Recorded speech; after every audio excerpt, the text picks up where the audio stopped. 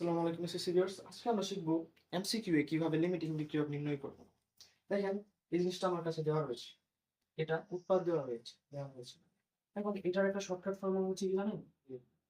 N of A by এটা A is equal N of B by B সমান সমান N of যে কোনো কিছু এন অফ সি উৎপাদের ক্ষেত্রেও সেম হবে। এখন প্রশ্ন হচ্ছে কোন বিক্রিয়াটা লিমিটিং বিক্রিয়া সেটা। দেখেন, এখানে আমি একটা বিক্রিয়া দিয়েছি। সূত্র অনুসারে কি হবে? এন অফ এ হচ্ছে, এখানে দেখেন মনে মনে ওয়ান রয়েছে, তো এন অফ এ রাখলাম এবং এই হিসেবে ওয়ান নিচে আসবে সমান সমান এইচ টু। এক্ষেত্রে কি হবে? এন অফ বি, এই অনুসারে বি এর মানটা নিচে আসবে এবং এন অফ বি উপরে থাকবে।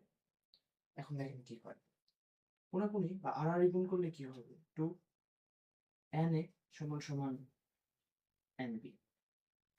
কি দেখতে পাচ্ছেন? এন বি সমান সমান টু এন, তাহলে অবশ্যই এন বি বড়। শর্ত অনুযায়ী যখন এন বি বড় হবে, এন এ ছোট হবে, তখন লিমিটিং বিক্রিয়ক হবে এন এ। আবার যখন এন এ বড় হবে এবং এন বি ছোট হবে, তখন লিমিটিং বিক্রিয়ক হবে এন বি। ঠিক এইভাবে আপনি শর্টকাট ব্যবহার করে এই এমসিকিউটা সলভ করতে পারবেন। এছাড়াও যদি আপনি চান, যেখানে ভর দেওয়া রয়েছে বা ডাব্লিউ দেওয়া রয়েছে, সেটি দিয়েও আপনি নির্ণয় করতে পারেন। কিভাবে দেখেন, দেখেন এন এ সমান সমান আমরা কি জানি?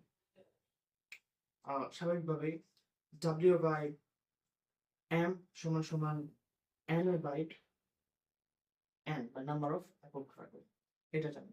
এখানে যদি আপনি ডাব্লিউ বাই এম বসান, তাহলে কি হয়?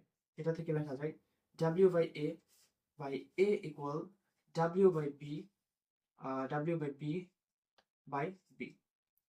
আবার লেখা যায় V of A by A equal V of B by B.